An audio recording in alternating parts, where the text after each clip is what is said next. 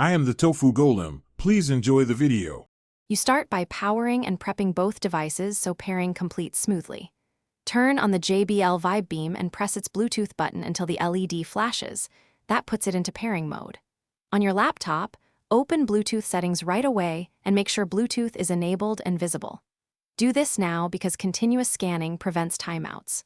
Once done, confirm no other phone or tablet is actively connected to the speaker. Otherwise, the laptop may not see it.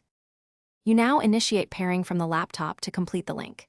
In Bluetooth settings, choose Add Device or click the JBL Vibe Beam entry when it appears. Select it to pair. If prompted, accept pairing or enter 0000 as the passkey because many speakers use that standard code. After pairing, make sure the laptop's audio output switches to the Vibe Beam in sound settings so media plays through it. If audio doesn't route automatically, manually set the speaker as the default output device to confirm successful connection. You finish by verifying stable operation and addressing common hiccups. Make sure the speaker has charge, stays within 10 meters, and isn't blocked by metal or heavy Wi-Fi traffic.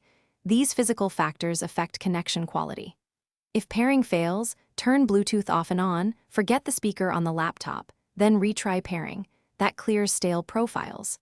As a final step, update your laptop's Bluetooth drivers and the JBL firmware, which fixes compatibility bugs. If problems persist, restart both devices and try again. Thanks for watching. Consider subscribing if we helped you today.